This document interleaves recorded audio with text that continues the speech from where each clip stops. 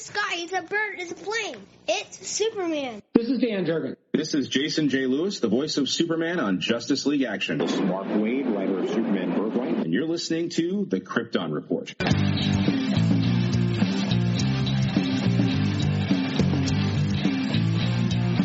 The Krypton Report podcast is dedicated to all things Superman, Supergirl, and the planet Krypton. We discuss movies, TV, game, comics, and all things DC. So join me, Tyler, with my co-host James and Jania. Welcome to the Krypton Report. I am your host Tyler, the Superman of Blue, the man of tomorrow, and with me as always, the other half. James, Superman the old of ball Red. and chain. The ball and chain. Superman Red, the Man of Steel. And I'm just going to say, it's kind of hilarious because James is Superman Red, you know, but right now I am wearing all red. I'm wearing all blue. I I'm wearing my blue sweats and my Zack Snyder's Justice League Darkseid T-shirt, which is like almost the same color blue because it's the one that DC released. That's awesome. Yeah. See, that's how we roll. That's how we roll. Excuse me. We're both been sick. Thank you, Ohio, for your weather of back and forth, 50 degrees to 60 one day, then the next day freezing rain. Yeah. So my Thursday and Friday were both shot because of the rain all day Thursday, going to freeze and then snow. So I worked about 17 hours Thursday afternoon into Friday morning. And yeah, I lost Friday. But it's all good. Back here, another morning. Crazy, but that is the life of James. The life of the great one. But hey, we got a ton of news to talk about, man. So let's get into it here. I made a little like reference thing, but yeah, that's what I was. See, now that's what I was looking for when I said I forgot what I was looking for. So getting ready for the podcast. Imagine that. So recently, that was put out that Ava DuVernay's Naomi series has lost 40% of its audience in just 4 episodes. And I'm just gonna say, I'm not surprised. Like, you know, I'm not trying to be a hater, but that pilot felt so weak and just so kind of that I was just like, oh, yeah, right.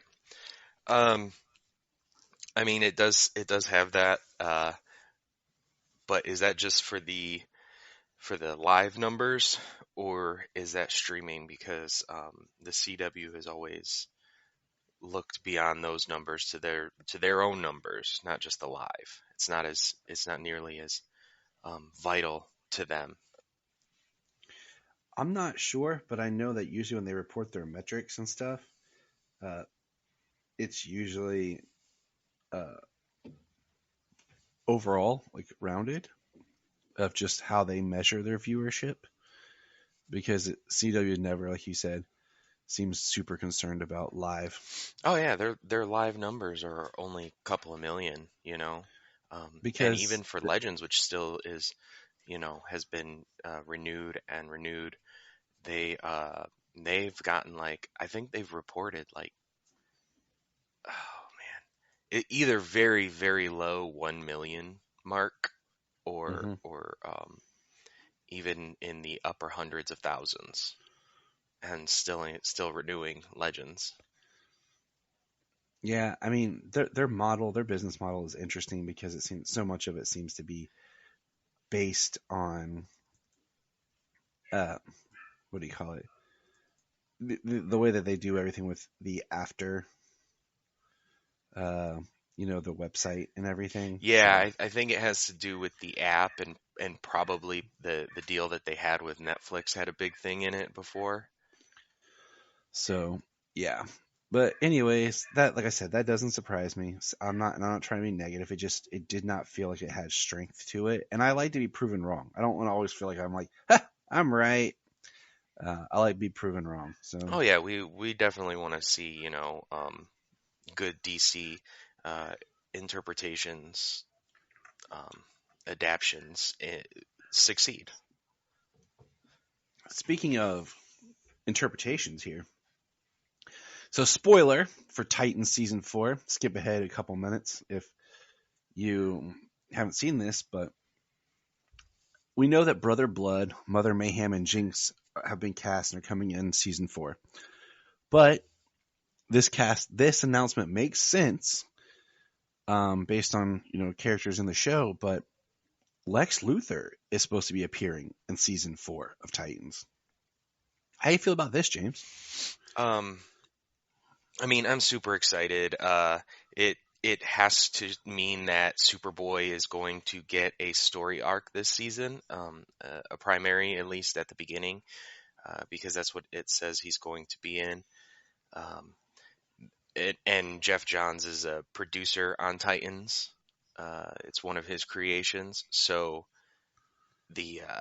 and that's a storyline he wrote in his run. So I definitely expect to see something along those lines with Connor, which will be amazing. They the report says looking for somebody 40 or older. I mean, if they friggin' cast Bruce Wayne as 57, they need to get somebody Lex Luthor who's about the same age. And do we like just throwing it out here, like, do we want a new Lex Luthor, like, or do we want to see like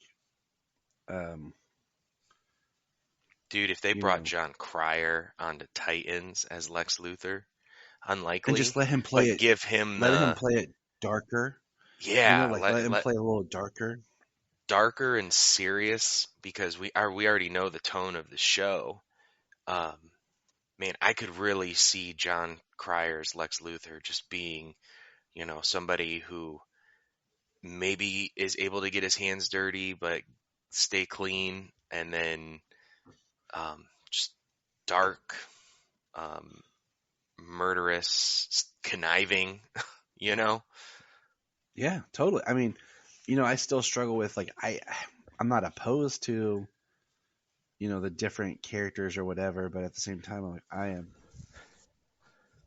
not always now like in the mood for another casting. Right. I mean, it's not like John Cryer has to play it. I mean, the way he was in the beginning was fantastic. Towards the end, with all that stuff, that was the writing. That wasn't all him. So. Oh, totally. It's one of those where, like, you've seen the actor, you've seen them in enough things, you've seen them before, that that it's not them. You're just kind of like, I know it's not you, bro. Okay? I know what they've done to you because of the writing. Yeah. But well, we know that exciting. Titans exists in the same multiverse that was shown on Crisis on Infinite Earths, so it's part of the same multiverse. So, I mean, it could be they could cast him, or they could put somebody else in the role. Yep, and that's one thing, is we have not tapped back into the quote unquote new multiverse, really. Like, it's out there, but nobody knows it exists. It's not been addressed on any of the other shows yet. Yeah, so. None of them. I mean, primarily The Flash, but none of them. But hey, that's cool. Other news, speaking of shows, Peacemaker just ended, and we won't spoil anything of that, I promise. But it got renewed for season 2. Yeah, that's exciting. That's exciting news. It was a fantastic show. I mean, yeah, it was the humor was like lowest common denominator, and toilet humor and low hanging fruit and everything, just people getting to wing it and make just tons of jokes. I mean, look at the characters that they chose, like Peacemaker. You know what I'm saying? Even Vigilante, like they weren't taking top tier characters, and so Yeah. Um, they really had with characters like that, they really had some freedom to be able to do some things. But the themes of the show, uh, it's so good. It's very well done. And yeah, I mean, I'm excited to see a season 2. Trying to stay away from spoilers. yeah, me too. All right, Well, from what they've said, it's um, one of the highest watch streaming shows this year. So, I mean, if that's true, then most people, anybody listening, has probably watched it already, true. or I'll will believe it. be soon. And that I just don't want to assume. Life happens. Oh yeah, we know that all too well. Like Brian. Guys, I haven't watched it yet. What have you been doing with your life, man? Right? You watch all kinds of stuff at work. Yeah, you're always saying, I'm watching this. Like, how are you not caught up, dude? Right. Other news. This is cool. The Wonder Twins are getting a movie. Like, the Wonder Twins. Cool. I guess I would say they're up for a new interpretation. So let's say it's Marty Bowen and hold on a second here. It's Marty Bowen, and I'm trying to pronounce the names correctly. Wick Godfrey of Temple Hill are producing the feature we made for HBO Max. And that's really all we know. Well, you know what? I mean, I applaud HBO Max for being a platform for a lot of characters being able to continuously produce content for a multitude of characters, not just the few we get on the big screen every year. Excuse me, I cannot speak. And increasing, So, I mean, yeah, it's really good to have a lot of characters we would never see get projects.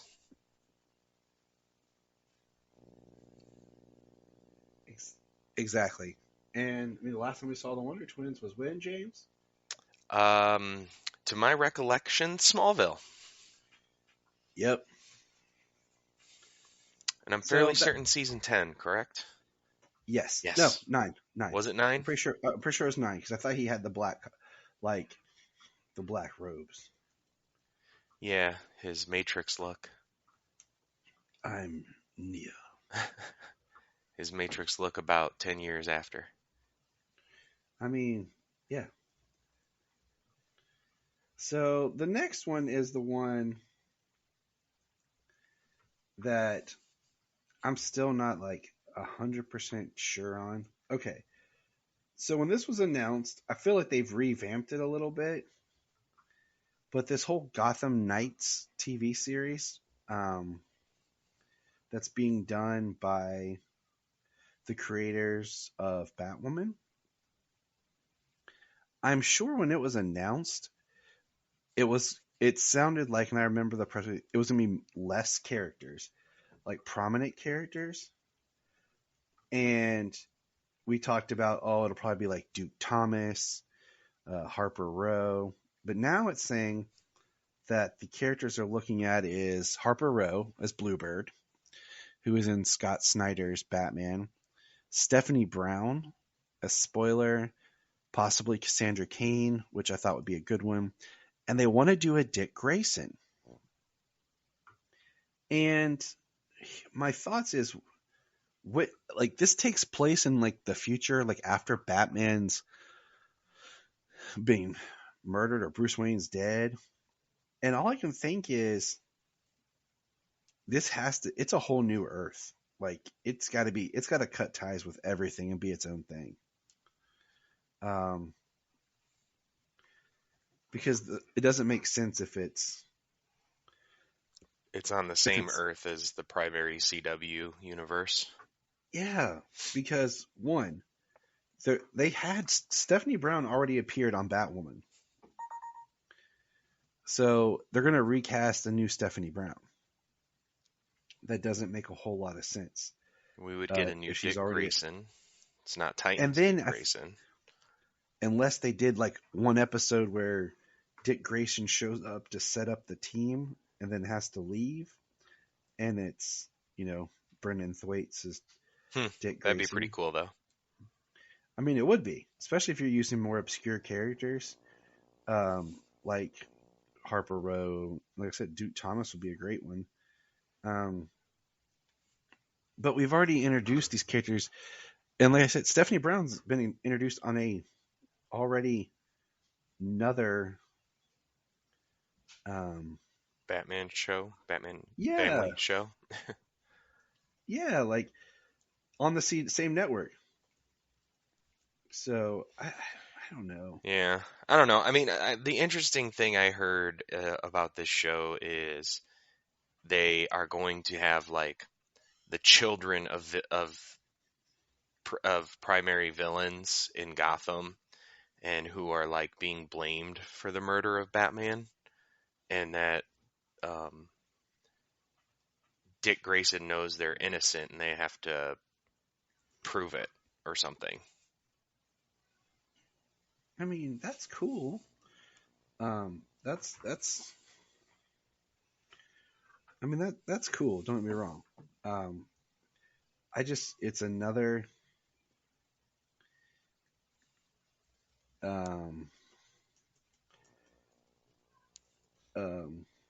Batman show without Batman. Yeah. And we're already like, Titans is already a Dick Grayson themed show. Right. You're already, I don't know. Seems sort of a retread. The thing that I would like to see from something like this is for it to make it its own thing, for it to have the strength of it being its own thing, because the Bat family, they all have strong characters and strong stories to be able to be told outside of Batman. So for them to have another, Bat family show without Batman, I mean, these characters do have plenty of stories to be told on their own without him. But they always try to like write out Batman. It seems like they can't get away from having to explain away like Batman and Superman and things like that. And it's like these characters exist without those characters also. Not like without their influence, without them, inspiring them, but they have a life outside of being with Batman constantly. They all have stories to be told on their own. And it just seems like the stories, even if they find a way to write out Batman, that they have to still, Batman's murdered. So the story's still about, we have to figure out what happened to Batman. Like, it still revolves around that. And I think that you can do something other than that. So yeah, it's a bit of a retread, but hopefully it finds its own thing and it is strong in its own right. It just feels like they're like, we'll just blend. We're just gonna blend what we're doing over here with Batwoman and what they're doing on Titans, and just because like we said, we haven't seen a major DC hero appear in multiple shows while the shows are airing. Okay, so for example, Vigilante was on Arrow, but his season was done and Arrow is over. So when he shows up on Peacemaker, it's not a huge like, oh man, Vigilante again. His stuff is done. And other than that, because we haven't got a Flash character on Titans, and because we have the Flash show. So all I'm saying is it just feels kind of weird that we're gonna dilute Dick Grayson on TV. I guess I don't know. You following with me? Maybe they feel that Dick Grayson is their TV Batman. Maybe, I don't know. I'm just saying. But we'll see how this goes on. Of course, we're gonna watch it. We always do. It could be just them a way of maybe, for all we know, this is the last season of Batwoman. I can't remember if it was renewed for next season. We haven't got that yet. And this is their way of trying to change things up and bring in that higher quality and caliber like we've gotten with Superman and Lois back to other shows on the CW. So I don't know. We're just talking here. That's what we do. Let's move. Shall we move on? Let's move on. Keep moving on. The next bit of news we have is my computer's moving slow because it doesn't like me. It's something. Something happened. What happened, James? My computer's the next thing I'm looking at is the Ben Affleck Batmobile on the streets. Okay. Spoilers. I'm sorry, people. Spoilers, but sorry, I should have said it's a series of images. We have I can't remember. I feel bad. I can't remember who said this to me, but they believe that Flashpoint is not going to erase stuff as much as it's going to blend stuff together. Because and it's not technically a Flashpoint, but we just have been using that as a very loose term. Because the Ben Affleck Batmobile was spotted on the set of Batgirl. And that's what that is. Oh, really? And then we got pictures of J.K. Simmons Gordon, and we have what is the new Michael Keaton Batsuit picture. And it looks good. The suit looks like they blended the Batman Returns and the Batman 89 suit. It looks more in line with an updated Batman Returns, and it definitely looks like a stuntman in the suit. Yeah, the photos they have is definitely a stunt suit. It's the kind that's loose fitting, that's easier to move in, not restrictive and not meant to look really cool. Yeah, because it's a stunt suit.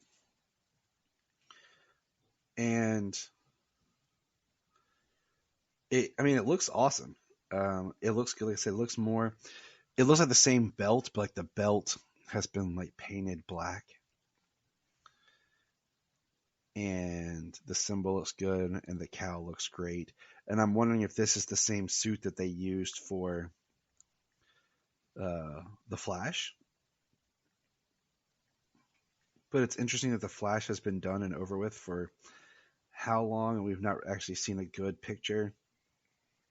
Yeah, and then the picture we get is of the behind-the-scenes stunt suit like this.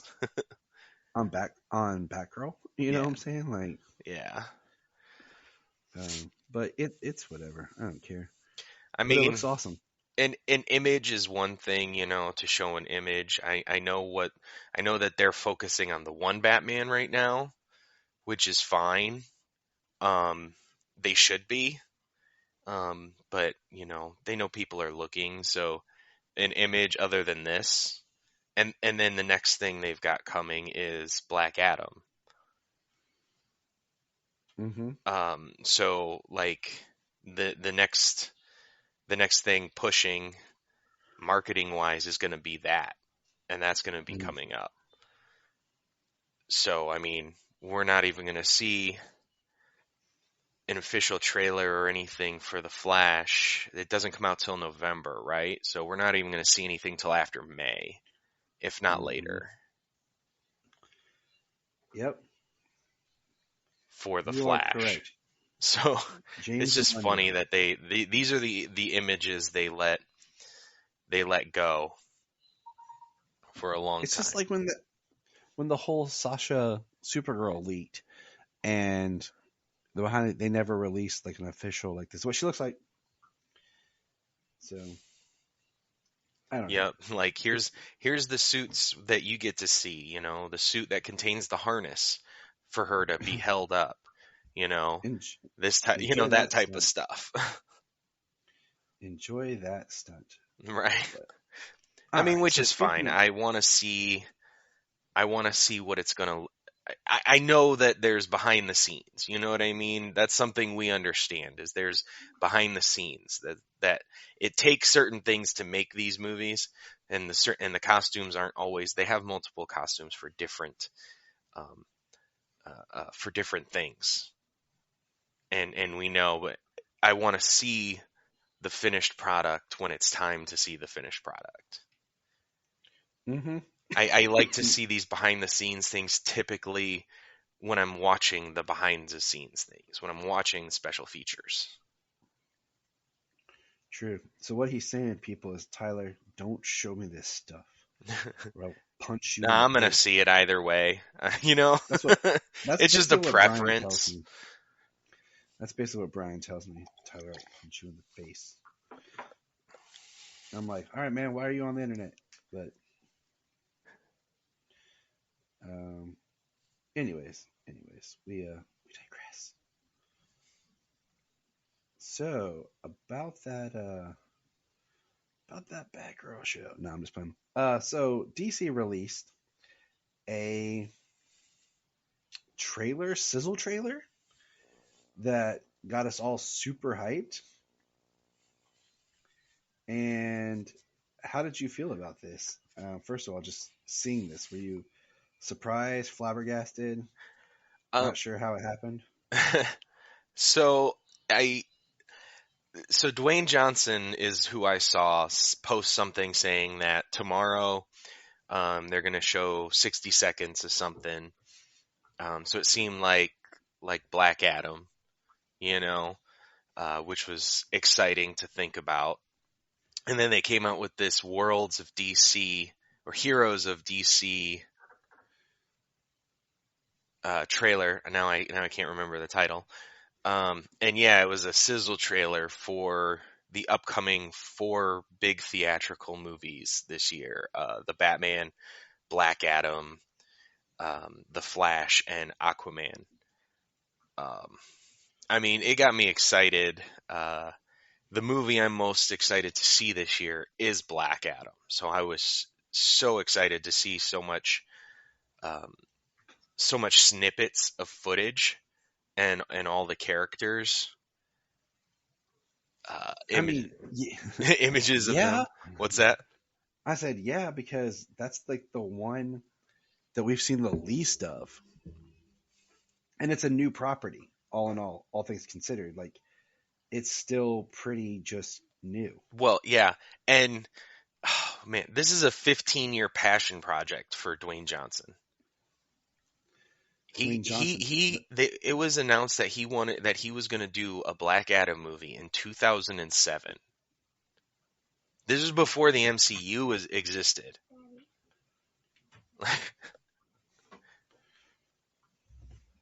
I mean, that's pretty awesome.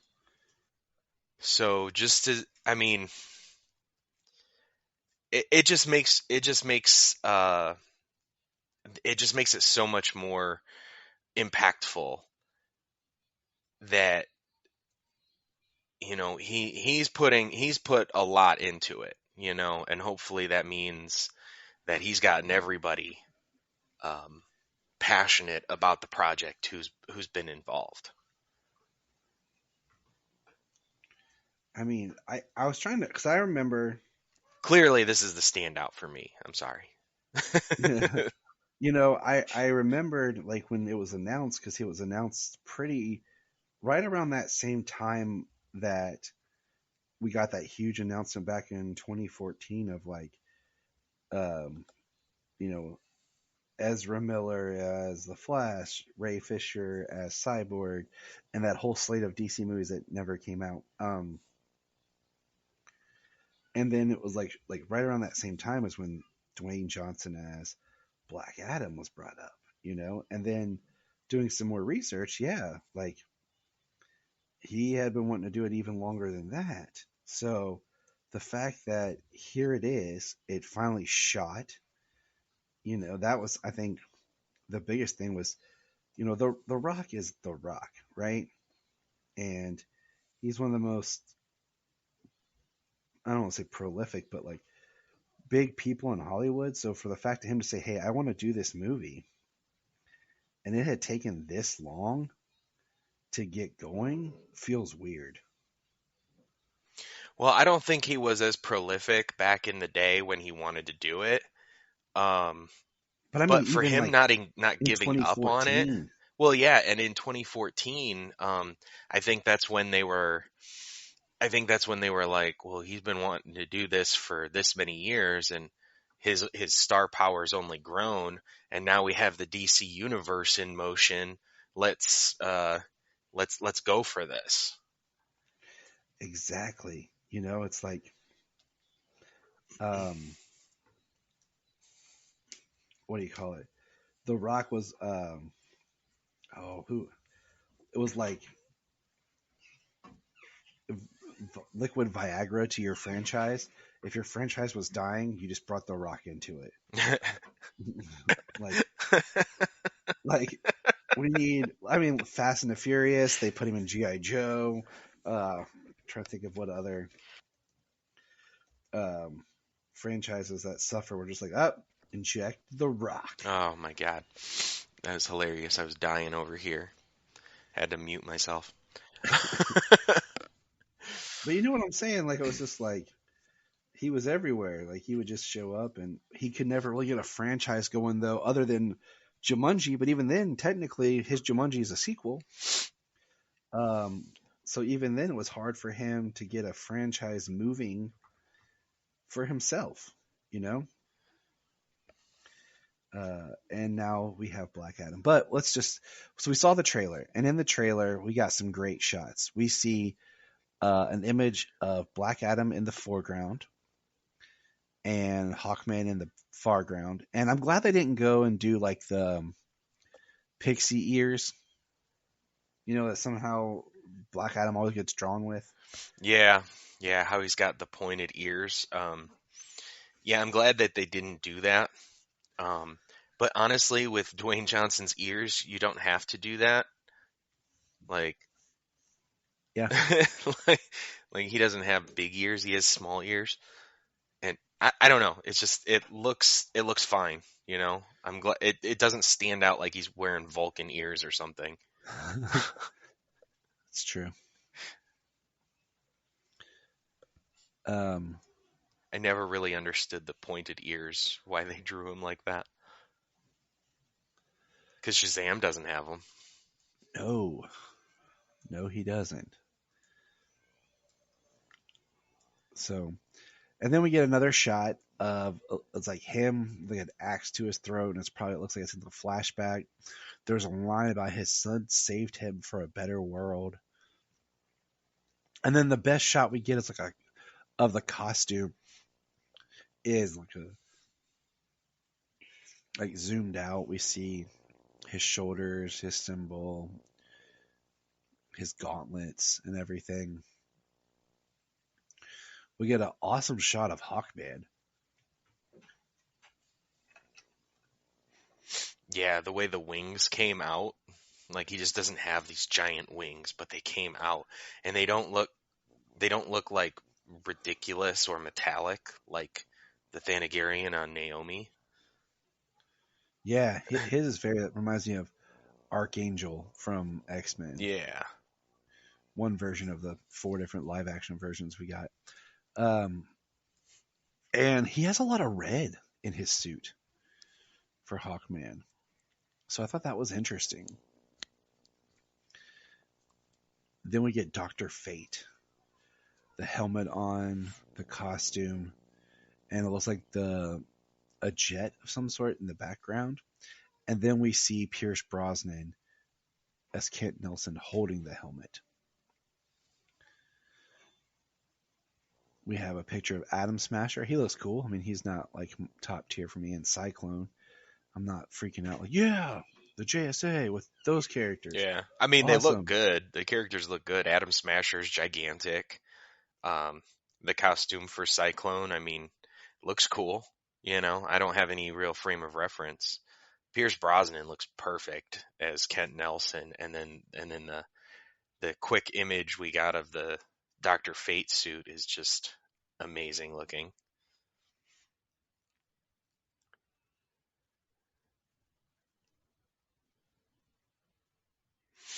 We get that Michael Keaton voiceover line. You can go to any time, any universe. Why do you want to fight for this one? Or why do you want to fight to save this one? And we see some of the flash images we've seen from before. And also a couple of new ones. The main one being the close-up of his face, where it looks like he's getting ready to run.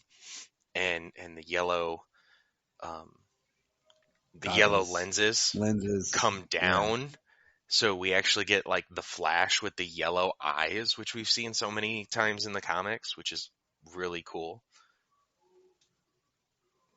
I'm intrigued by the Flash movie. I'm excited. And from I'm not this 100%. angle, the cowl looks perfect. The detail on it looks really cool. I think it was an odd angle when they show it like up, and you can almost see the lower ridge. And I mean, in this shot, it looks like he's wearing a helmet, and then the suit might be CG. So I'm waiting for a really good suit reveal photo because I'm not 100% sold on the new suit, but I'm not discounting the new suit. I just want to see what it is. Yeah. You know. Then we got a picture of Aquaman. We got 2 shots of Aquaman. One in like the black suit standing on a cliff, and then one in his regular Aquaman suit sitting on a throne for the new Aquaman movie. Which is still amazing that they friggin' made the orange and green suit look spectacular. So, I mean, we got a lot of cool stuff coming. And I think it was smart to do a sizzle reel like this. I think it was smart to just, if you're going to go for Super Bowl advertisement and everything, to just puff up everything you're doing. Oh, yeah. Did you see how much Super Bowl advertising cost this year? No, I don't. $6.5 million per 30 seconds of advertisement time. Which is weird. That's up $1 million from last year. It was $5.5 million to put a 30-second commercial on the Super Bowl. Which, okay, to me feels weird because I feel like anymore, people used to watch the Super Bowl for the excitement of the commercials and everything. And I feel like anymore, all the trailers, commercial, all that just gets dropped online like as soon as they air. So what's the point of watching it if you're not really watching for the game? So, I don't know. I don't know. The Super Bowl is still probably one of the most highest viewed live television events in the country. And I agree. But,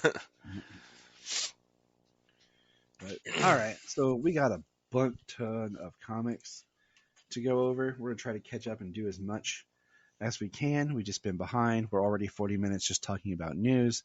So, James, let's head on over to our comics.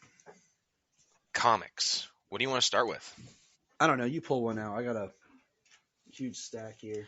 Okay, well, the first ones I've got on top here is actually Superman 78, 5, and 6. All right, let's start there. In the words of the greatest movie Thank ever, you, DL. take us there, Sketch.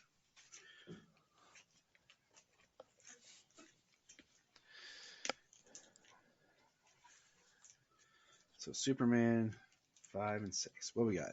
Superman 78, 5, and 6. In the opening of Brainiac Chapter 5, Metropolis is being lifted from Earth, getting prepared to be bottled by Brainiac. Kal-El is with his father and mother after they have found Lex Luthor's device that he had planted on Superman. And they are working on getting him out of the bottle city. The signal actually allows Jor-El to beam Superman out of the bottled city. Lex Luthor is in a hot air balloon, and he's escaping. He's trying to take off out of Metropolis. We get a nice Easter egg of Pryor, Richard Pryor. Yep. Yeah, his character from Superman 3. We get a nice little Easter egg image of him.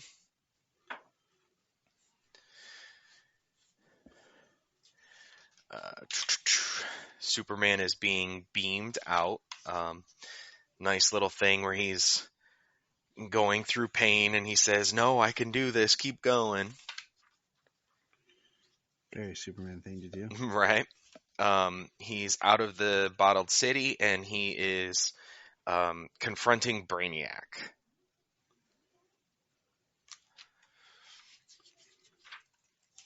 He has a nice fight ensue with a bunch of Brainiac drones. He rescues a bunch of cities. It's kind of cool. They throw him during the fight, they throw him into a shelf, and a bunch of Brainiac's bottle cities go tumbling down, and Superman saves them all. Very Superman thing, not letting a whole bunch of cities fall and be destroyed. Got an interesting image drawn of the people of the bottled city of Kandor watching Kal-El fight the Brainiac drone. I like that large image. It's funny when you get to see when the bottled city people get to look out of the bottle and they can see gigantic beings fighting like that. It's hilarious. Mm-hmm. It's almost very like Gulliver's Travels almost. It is. Superman destroys a bunch of drones. He is searching for Brainiac, and Brainiac, he says, Superman tells him, leave Metropolis alone, free every civilization in your warped bottle collection. You're a smart being, use it to show your better nature. And Brainiac shows up in a suit of armor, an infantile appeal, Superman, I am my better nature. As he attacks Superman. Dun dun dun. So that was pretty cool. That was issue 5. Yeah. Quick read.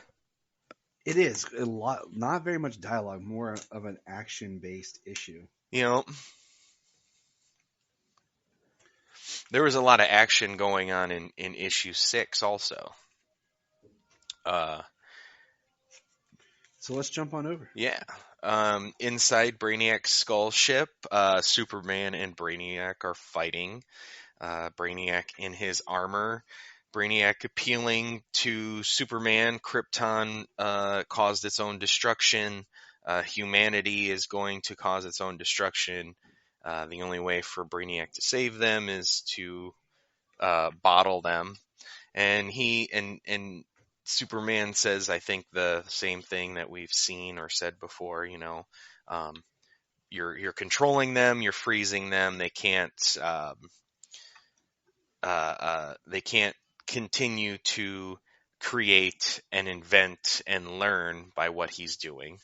It's kind of ending their civilizations in that way. He's not preserving.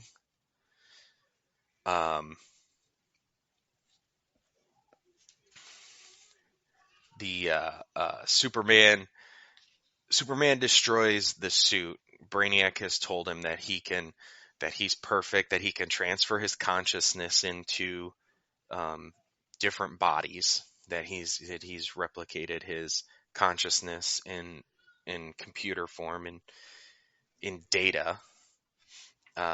And the suit of armor gets destroyed, and Brainiac is seemingly destroyed in that moment. The ship is core detonation imminent, it says. Superman zips through the ship, collecting all of the bottled cities as Brainiac's consciousness successfully transferred to new life model, which is kind of cool. I like how he's got a bunch of life models of himself. The ship explodes. We see Superman with a net full of bottled cities, which is hilarious. He got the net from somewhere. Without Brainiac's ship, what's keeping us afloat? The city of Metropolis starts plummeting back towards Earth. Superman flies underneath, and we get a real estate joke from Lex Luthor. Too bad the Metropolis real estate market is about to crash as Metropolis is plummeting back to Earth. Superman goes underneath to catch, which actually, this is very funny because what we're going to talk about, Superman, son of Kal-El, they talk about him trying to push the giant creature back out into the ocean, and he said, comparative to the size, I would be like a needle and go straight through him. And he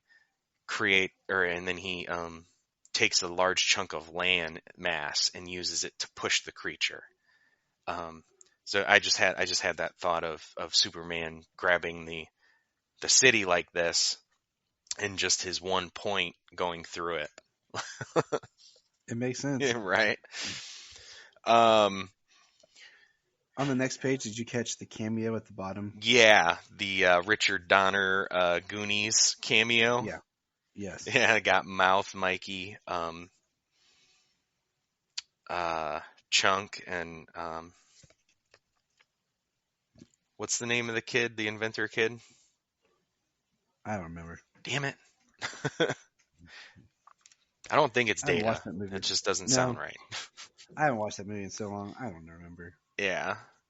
The city seems to crash down to Earth. We're alive. Superman did it. The city starts rumbling. Superman flies out. Superman survived. Lois and Superman hug. Back in the Daily Planet, Lois Lane has the byline, "The day the sky stopped falling." Clark, golly, not much, Mr. White. With all that shaking, my cuckoo clock fell off the wall and knocked me out. All I've got is a nasty lump. I'm sorry. It's kind of amazing that Clark still has his job when, he's always injured and can't write stories. And I think that's another reason why I don't like this Clark, is I'm like, he would be fired so fast. And everyone would wonder more of how does he do his job? He can't walk across the room without causing a catastrophe. How is he getting stories? How is he an investigative journalist? Right. Who would want to talk with him? Interesting thing here. Lex Luthor has vanished. The army confiscated the equipment at his hideout, and the police issued a warrant for violating probation. Also, NASA asks Superman to help recover any wreckage from Brainiac's ship, which is pretty cool because, as we know it, if there's any wreckage left from Brainiac's ship, there's probably remnants of Brainiac still out there. Somewhere. Yep. Mm-hmm. Clark concerned about their lunch date. Lois made them peanut butter and pickle sandwiches. That was nice of her, though. She made them their lunch to go. Yeah, I mean, it was nice, but it just sounds disgusting. Yeah. Well, he says, and pickle? Sounds delicious, Lois. Like, or are they trying to hint at that she's pregnant? Yeah, right. Peanut butter and pickles. I kind of had the same thought. Like, is that a pregnant joke or what? And then we get Superman at the fortress. I'm sorry, I haven't freed everyone from their everyone from their bottles yet. When Brainiac's ship was destroyed, all his technology went with it. I promise I will keep searching for another way. And I don't know, what do you think of him having his parents in Kandor in the fortress? Him seemingly being able to go talk to his Kryptonian mother and father at any point now. I don't like it, but whatever. I mean, I don't know. Like, he's already a full-grown adult at this point. He lost his father. I mean, his mother is seemingly still alive. We actually don't know. He never goes back to visit his mother in Smallville. I mean, yeah.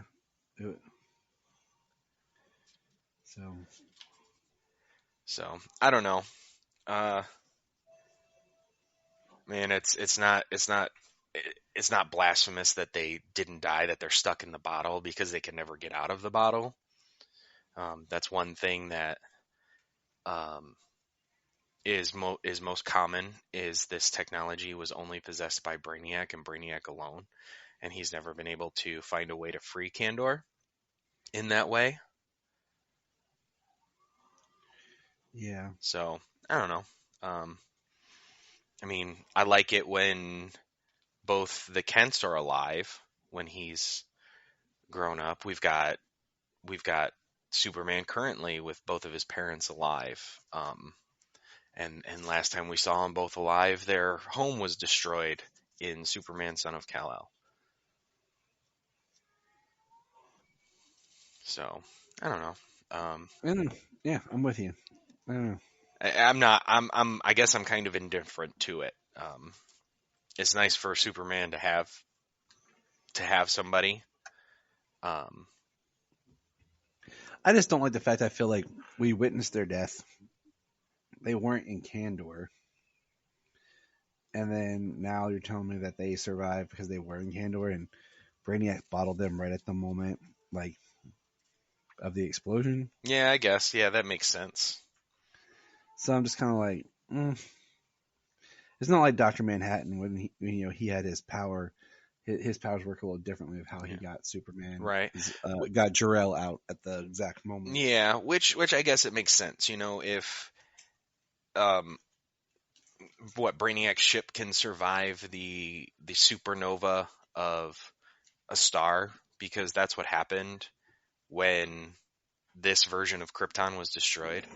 The red sun had burnt out and destroyed the planet. It wasn't something with the planet's core or anything.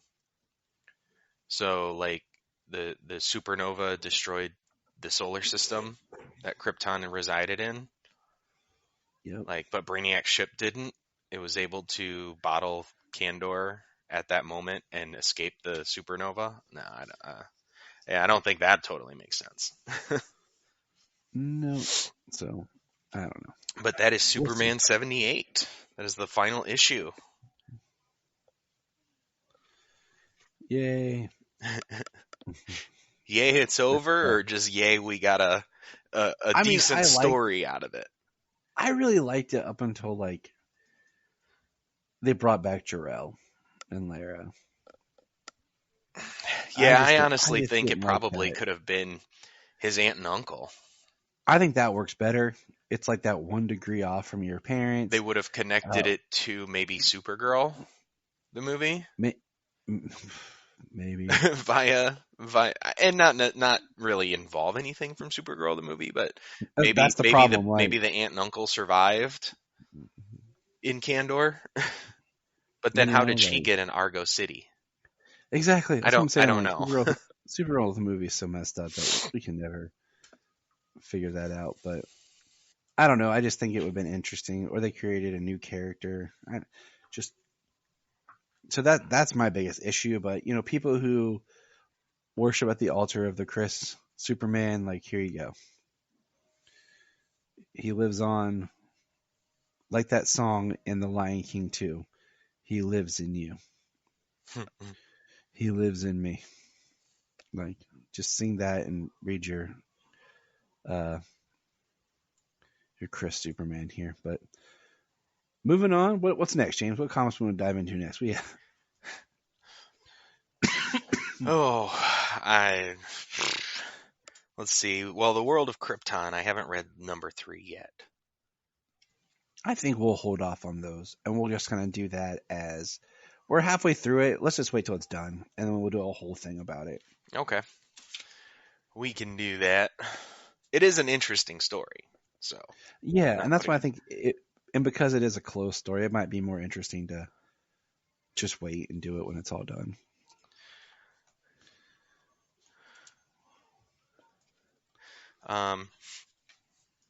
Let's do the Superman and Robin special. All right. And then we'll jump into the bigger books. All right, Superman and Robin, which is cool because it's a spin out of the Super Sons, but now we have it where John is Superman, and this was written by Tomasi, who did the Super Sons, and Damien's not even Robin right now. Like, I don't know what No. Damien is. Do you know what's actually? Have you read the Robin book at all? I can I boil it I down started to you a little to, but ever since I've had issues with my app reader, I haven't because the app updated and my tablet because of that can no longer have the app on it. So bit. Oh, well, that sucks. I mean, an update they did was the continue reading portion is seemingly gone on my app. I have to go to my DC, and it's basically like continue reading there, but it's just like, but it's under the comics history. So it's a little weird. I was wondering if that was common among other users. I just don't have to read from my phone that often. That's my problem. Is I don't like just sitting there and like looking at my phone all the time. Oh no, I like read on my tablet for sure. Exactly. Not on And my that's phone. what I miss. It's too small to appreciate. It's too small to read, and it's too small to appreciate the artwork.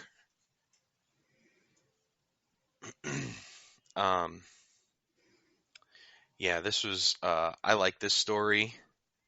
I just like seeing them back together. Yeah, as you said, it was a continuation of the Super Sons. I mean, on the cover it says the Super Sons are back in action. And it's basically an adventure of them at the fortress. Yeah. It starts off with John at home and with his mom, and he's watching TV. She leaves, and he hears Damien shows up. And he's like, it's hilarious, like their dialogue. Yeah. Well, it says this story takes place between Superman Son of Kal-El #1 and #2. There's an editor's note in there. Which is interesting because now we're jumping backwards. Yeah. Which, I said Robin. Robin is kind of out on his own doing his own thing because basically the loss of Alfred really messed him up. He's actually seeing, kind of like talking to the ghost of Alfred in his story. He went back to his mother. He's doing something with the League of Lazarus. There's a tournament, and they're talking, and there's Lazarus resin, some sort of different form of the Lazarus pit. there was an issue where Ra's al Ghul discussed that the League of Lazarus, their goals were different. That's why he parted ways with them generations ago. That their goals were different than his. His was, he still maintains that he's trying to protect the world, kind of a thing. So Interesting. yeah, that's kind of where, and I'm not up to date because I'm reading it on DC Universe, which is a little ways back, 6 months back. So I'm not caught up to the current issue, but yeah, it's very interesting. I like the interaction between Lois and John here. He's watching Norbo attack some kind of robot show cartoon, and the interaction with them is, he went from 10 to 18 seemingly in weeks, in overnight for them, because of his travels with Jor-El in the universe. And that, like, sometimes even he needs to, like, shut his mind off, because she says, how about current events? Kind of like he needs to watch the world and keep up on the world and everything. And he said, she says, but it's always good to know what's going on. He says, trust me, Mom, I always know what's going on. Which, is like him, like Superman. Like, he hears what's going on, and he's had to learn to prioritize like Clark did. So, and he says, or she says, I'm sure you do, and you're absolutely right. And she turns the robot show back on for him. It was a nice interaction for mother and son, and addressing him aging overnight. I like that it's not an easy thing for Clark and Lois to deal with. That they haven't just glossed over it since it happened.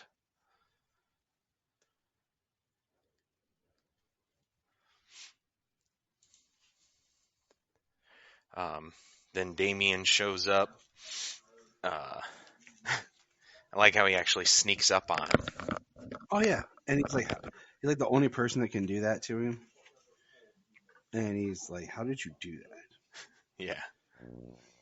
And we see that he talks about the red crystal, and John's like, "Oh, it is glowing red." And then we see Damien's guy, his Hellbat suit.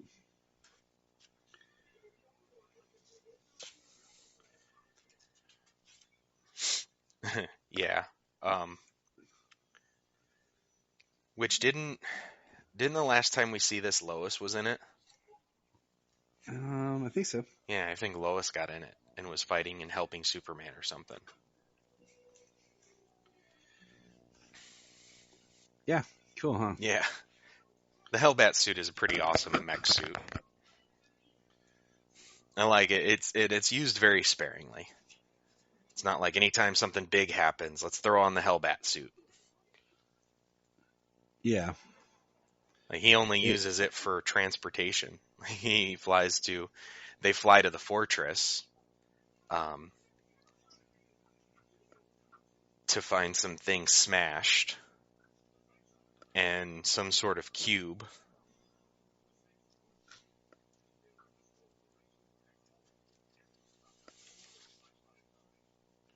And it's a cool callback to like previous books.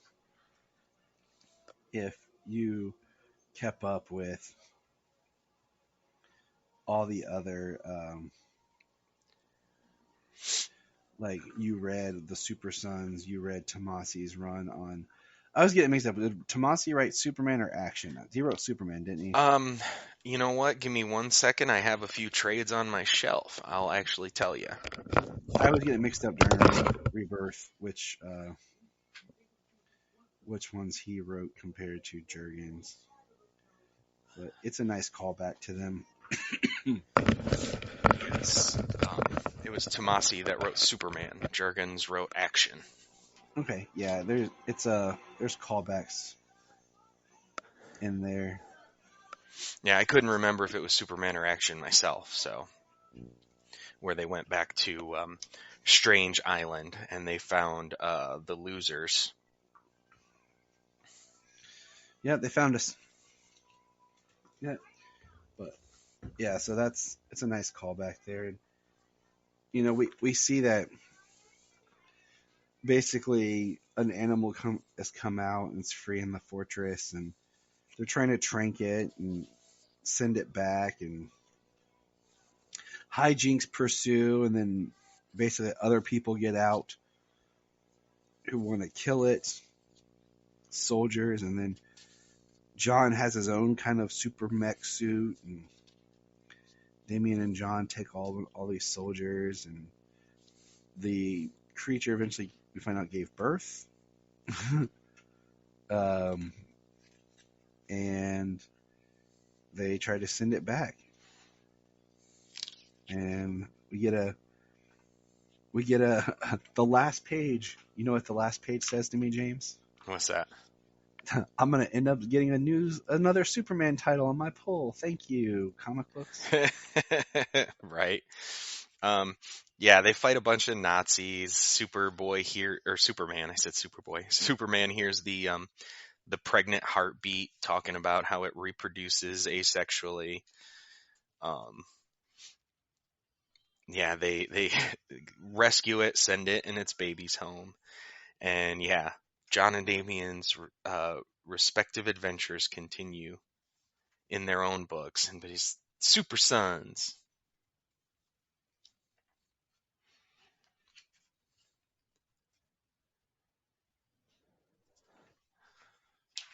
I am ready for that book.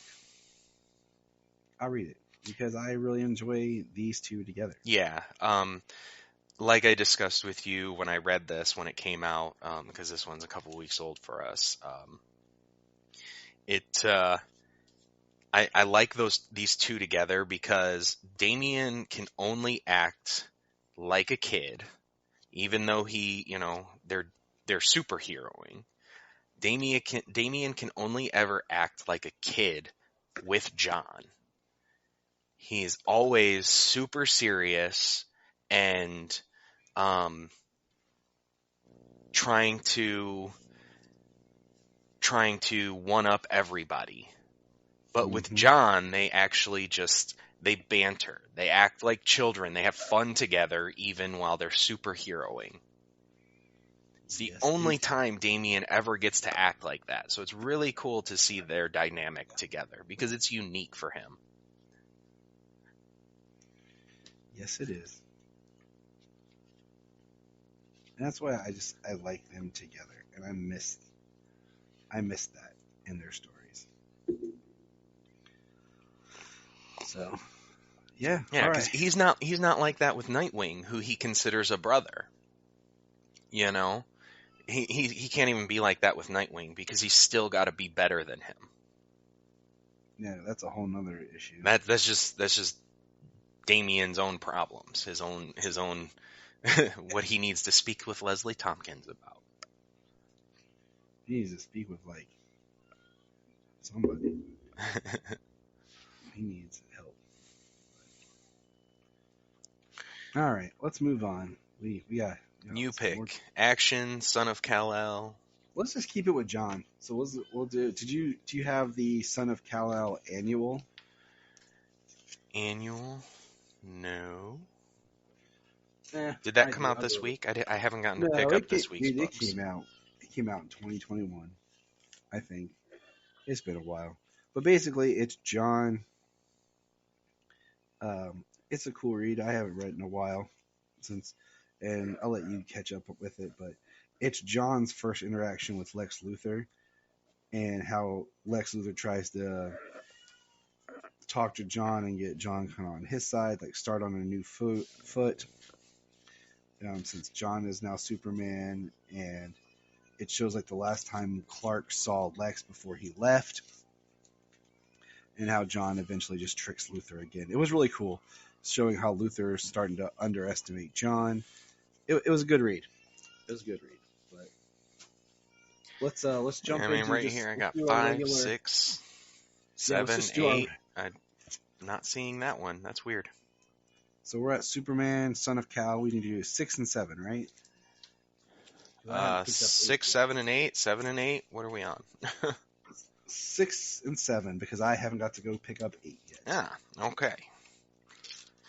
I have a nice little bin next to me on my desk, and that's where every comic that we haven't reviewed, I put, so that I know. Well, so damn, I spoiled a at. tiny bit of the interaction on 8 for you. My bad. Dude, do you think there's anything left to not be spoiled the way things work anymore? No, they spoil the issues before they even come out. So, They tell you the major twist, and then you read it, and you're like, oh, they told me about that 3 weeks ago. thanks. Thank you. Yeah, it's frustrating. But anyways, go ahead and take us there, Skitch. Number 6. All right. Let me flip through 6. It's been a little bit. John fights somebody. All right, there we go.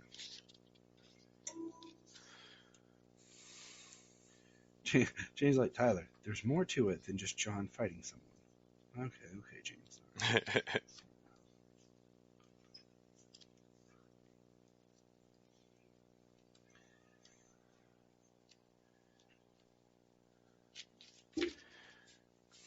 I'm sorry. Give me. Nah, you're fine. Like I said, it just sucks when we get so far behind. Sometimes it's hard because this, if I remember right, 6 picks up, and it has John. It starts Lois and Batwoman, or not Bat. Jesus, Tyler. Lois talking to Batman. It's right after John and Jay have their big moment, and John goes back to get his cape from Jay. They end up eating pizza. That's what all people do. You know, that's the best thing in the world. And they're talking, and we see a little bit about Jay's backstory and how his mom was the president of Gamora, Sarah Nakamura, and how he was taken and he became the post-human and how the guy rose to power. And we see at the beginning some other people being taken onto a crater. And of course, this one's awesome because oh snap! Krypton Report was talking back to me. Damian shows up in this issue, and Damian is there when they're trying to find out information about the truth, and we find out there's a bunch of people on a cart, like a cattle car, not cattle car, but shipping container. And John goes to save all these people on the shipping container using all his powers, and then they come in contact with some of the post-humans that are on. Oh, I can't remember the bad guy's name right now. I don't know why. Mr. Bendix. And we learn that he has like a giant. The Rising is about to begin. There's like a room full of people in tubes that have powers. So that's kind of accentuating the conflict that we know is coming between Gamora and, of course, Jay and John. And I'll tell you, I don't know what it is, man. I still just don't have the best feeling about Jay. I don't know what it is. And that's where we are.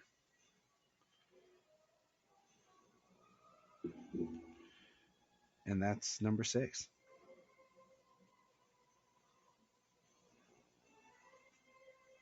James? You're there. I know. James has gone to fight crime. That's what happens when you're the Superman of Red. So he has left me in charge to continue talking. Which is fine. Because, that's what I do, people. That's what I do. So let's continue. Now, issue 7. Issue 7 is the one that James had mentioned earlier. that has basically starts where we see a giant, it's called The Rising Part 1. A giant sea monster type thing has come up. But we find John and Jay are on this ship, and he's asking him what's going on, and he tells him to pick a mask and take it to welcome to the truth. It is a giant ship, and all the people that work for the truth are there. We see that the president of Gamora, Bendix, of course, is best pals with who? Lex Luthor. And even Lex says the rising begins. And because of this, a giant sea monster crustacean looking from your dreams, some Cloverfield looking thing comes out of the ocean. We find Aquaman's there, as in, is it Jackson or Cow? I can't remember what he's actually called. Name-wise is there working with John. John goes to the bottom of the ocean to try to figure it out. They're trying to get him to turn around. Aquaman tries talking to him. John uses freeze breath and heat vision, but then the Gamora Corps shows up. And they're like, we've got this. And of course, they're trying to actually kill and fight the monster and anger the monster. They end up knocking John down. The Gamora Corps lashes back. And we learn that Bendix can control his core. And one of them is hurt and falls while the truth is recording from the ship. The cover art is basically Superman marching with Aquaman, Jay, and other people protesting. So that's pretty interesting. And that's that issue. So now we will get back to James for continued coverage of Action Comics. James?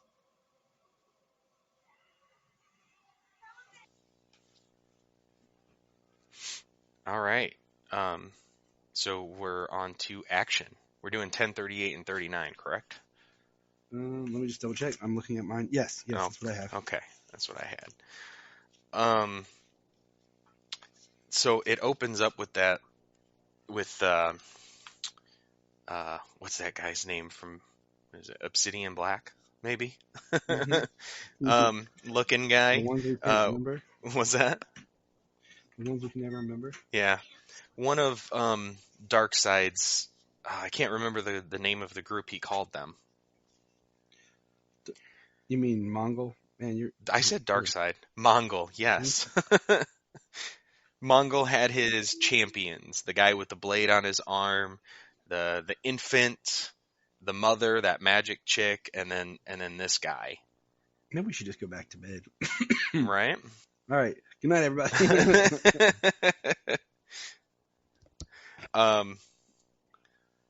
I mean, I don't know. Maybe I just look because it says, because the guy with the one arm and the cane and everything and the long chain, he says, "Behold, the master of Starro, the master of Darkseid, the master of Mongol who was," talking about Superman.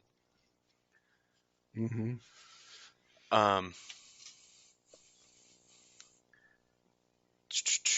Yeah. So it looks as though they revived Superman, because last time we saw him, he was ran through. Yeah, and that's why it's taken us so long to do this, is because we've been so heartbroken. Yeah. Yeah, Superman was dead. Yeah, they revived Superman. They have his crew down, and what's her name? I know we got Steel, and I know the name Natalie. I forget. Omac. That was it. Omac. I couldn't remember it. So Omac breaks free, and she kills some of the Warzoons that are that have them captive. She kills a couple of Warzoons, and Natalie fights back, and she kills another Warzoon. But they're soon taken out by Mongol, or at least taken down by Mongol. Mongol is, yeah, this Mongol is pretty epic. He's evil, because this very well seems to lead into like what we saw with Future State Superman, where Mongol says that he will keep killing and reviving Superman repeatedly until he breaks him. Mm-hmm. Which is very interesting. He calls Superman a slave and says that he has to execute somebody that he has to kill them. And he takes the axe and frees the body of Laya. I'm not sure if I'm pronouncing that right. Works for me.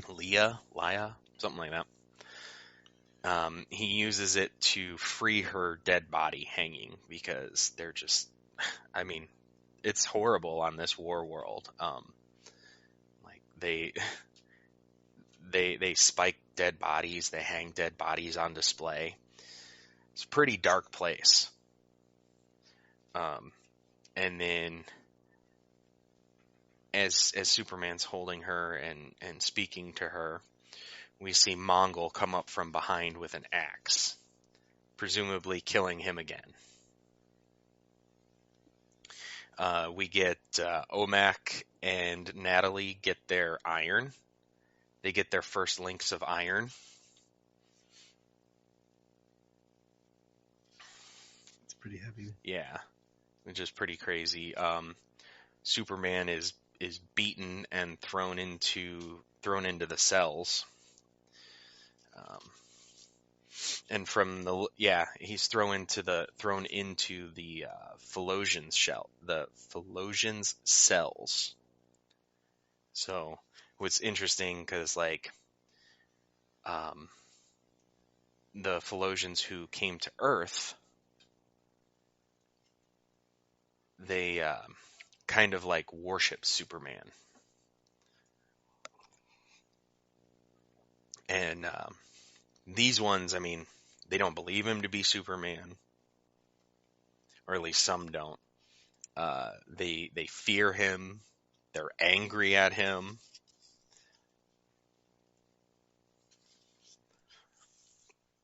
And as he's speaking with them, he passes out. He's talking about his son, and he says that he's going to be 12, which is interesting because that means it's been like 2 years since he left and came back 18, or came back 16, and now he's 18. Time compression. Yeah. We get to see some of the surface of, or at least a place in War World. The Midnighter is sneaking around War World, and he's killing Warzoons. Of course he is. Yeah. Well, that's his character, Like, how many links of iron has he earned? Just by killing Warzoons. He gets to Superman's cell and he tries to free him. But he won't. Superman won't let him free him. Superman won't let him take him and nobody else. Superman's here for everybody, not just himself. Says you're right about one thing. All of Warworld was watching today, and they'll likely be watching tomorrow. Mongol just locked me in a place where I can talk to all of them at once. Even if we had one today, it would have been up to the Warzoons to free themselves in the end. Nothing's changed. We're going to help them take their freedom. So, very, very much Superman. He says, Midnighter says, "Are their lives really worth more to you than ours?" And he says, "No, not more, but not less," because Midnighter's very mad. All of Warworld watched us get our asses kicked, and they cheered. Did you forget what they did to Apollo and June? Lai is dead. So they had lost some people when they first arrived. But it was really awesome is on the very next scene, very next page after Midnighter leaves, the Warzone who failed Mongol, who Mongol ordered Superman to execute. He says hope. Looks at his chains, his hands in his chains, says hope, and he draws Superman's symbol. So already Superman is inspiring people on Warworld. Eventually, I'm sure to turn Warworld, to turn like a Warworld resistance against Mongol to free everybody imprisoned on Warworld. And it's a heavy issue. Yeah, just, man. Johnson's run on Superman has been so good. And It's been still refreshing. so good. All right, so last comic we'll do for today, people, because it's getting long. A little bit. Action 1039, Into the Arena. So we see Omak and Natalie fighting in the arena, as well as Superman. And I do want to. This is the first one where I'm going to pronounce his name. Federici. Riccardo Federici takes over as artist. Yeah. You can definitely feel the art change in it. Yeah, and it's really good. Both artists are really good. This artist here, he really makes it look like, I mean, it looks like you're watching something like Gladiator or something. What was that other show? Spartacus, maybe. Yep. Yeah. Yep. Gladiators fighting in the arena type look. So the art is really awesome, really good. There's a big battle going on in the arena, lots of fighting. Superman is using his body, using chains and things. Nothing lethal to take down enemies. They take Superman. They're hurting him. Natasha wants to save him. Omak says they'll kill her too. All because Superman won't kill. He won't kill in the arena.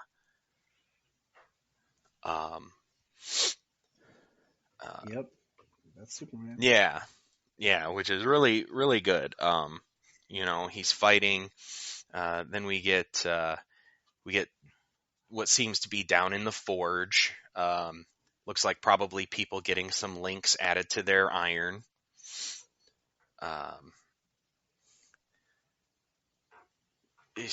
Omak, I like this part. Speak true, stray. Do you still serve Superman? Serve him. I never served him. I came here for one reason, and now she's dead. Which is going to be an interesting character to watch as time goes on.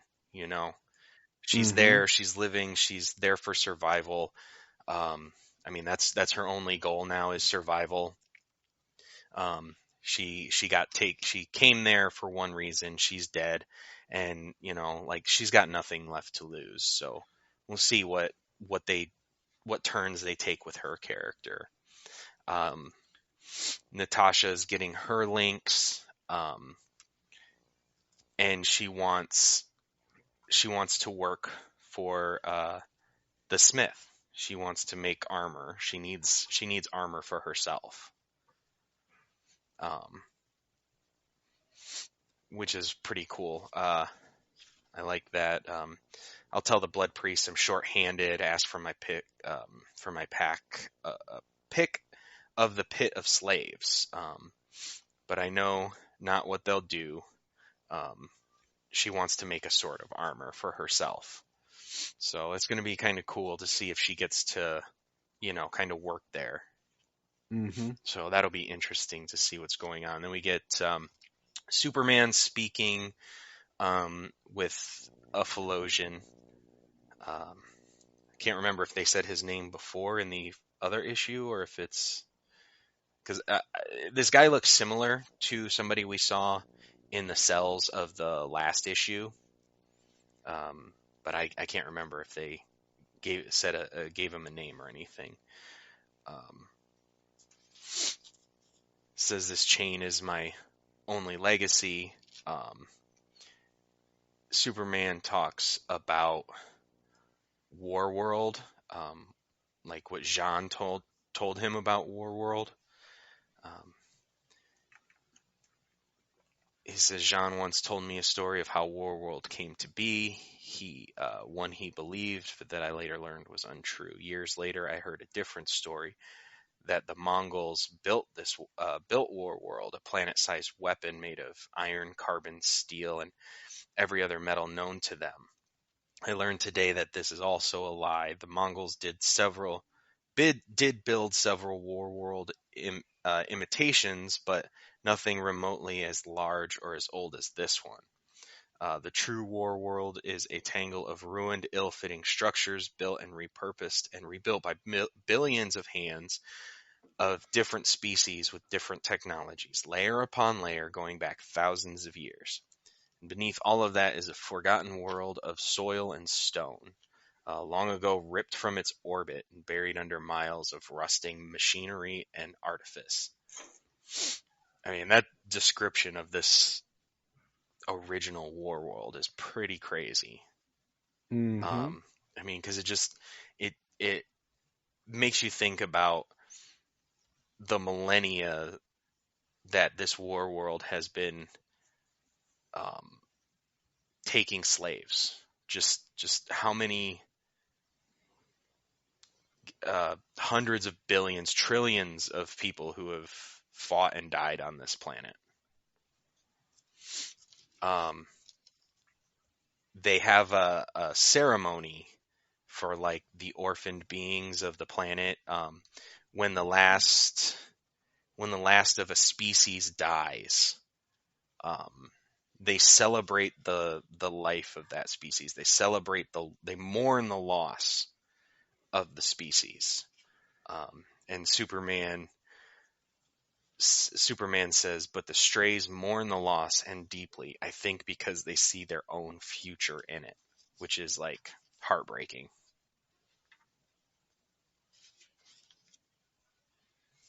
Yes, it is. And he and Clark, just Superman being who he is, like he mourns the loss of every creature, every species on the planet.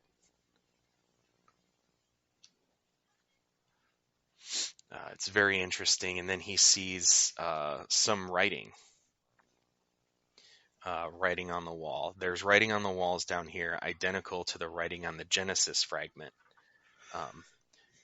which is what we saw in Action Comics 1030 through 1035 in Warworld Rising. Mm-hmm. He says when the blood priests claim to read it, they're reading it top to bottom, but the writing clearly runs upwards. The blood priests can't read it. They're pretending to read a dead language, reciting whatever propaganda Mongol wants them to say. If I can decipher what this writing really says, I may learn something that can help me free these people. So I love that he's still fighting for the freedom of every being on Warworld. I mean, that's heavy. All right. That's Superman. Well, we're not quite done there. Almost. I'm talking to Sailor King. Oh, sorry. Okay, baby. He's eating candy, and I don't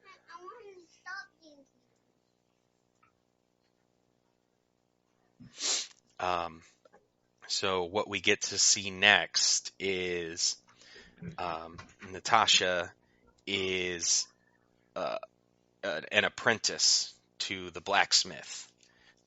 I'll be able to make us better gear, which is really cool. I like that. She gets. I like that she's working from the inside to help them continue their mission. I made you something today with all the hits you've been taking. I thought you might need it, and I mean, in my eye, from the little bit we see of it, I think it's a metal chess piece with his symbol on it. Mm-hmm. I agree. He picks up a weapon of some sort, and he says, "You're right, Krylux. I've been fighting. I've been trying to fight like I used to. Teach me to fight like a war worlder." Which is really cool, because he's weakened. He's always been the one to take hits, so others didn't have to. And he can't fight like that now. He doesn't have the abilities he had, and he keeps dying, but they keep reviving him.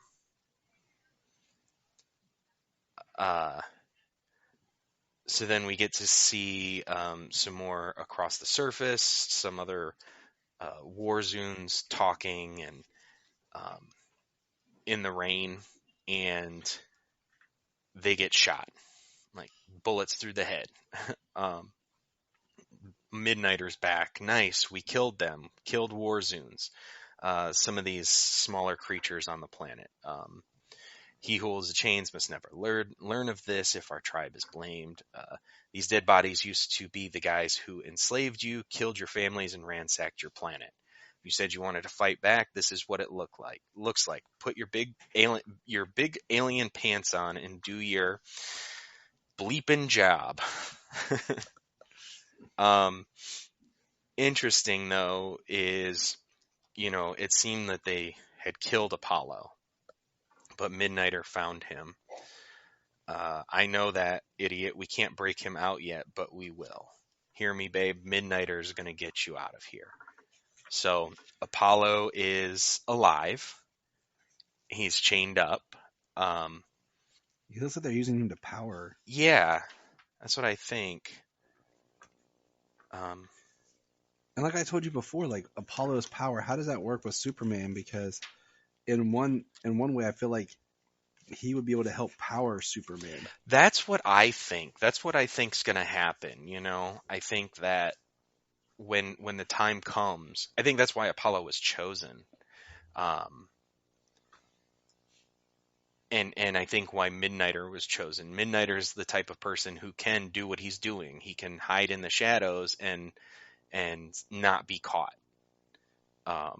And then Apollo is there to, when the time comes, give Superman the boost, the charge that he needs to take down Mongol.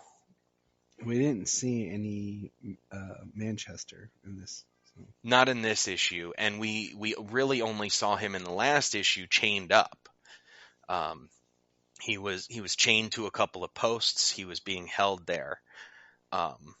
Last time he tried to use his telepathic or telekinetic powers, the other person was much stronger than he was. And that's the end of 1039.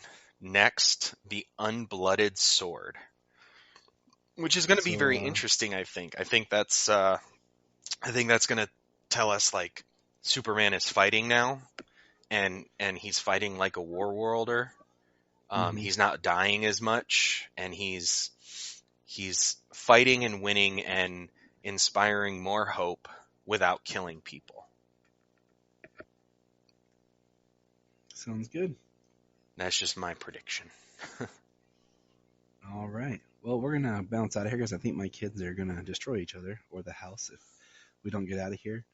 So this has been the Krypton Report. Thank you, James. Continue fighting crime throughout your day today. And I'll catch you later. All right, man. Go be super dad. Mine will be super dad goes back to bed. I got a bit of sleep, and I lost like a Friday, so I got to be a little productive today. Somewhat, See, at least. let's all be like James. Okay. Remember, Look up in the sky.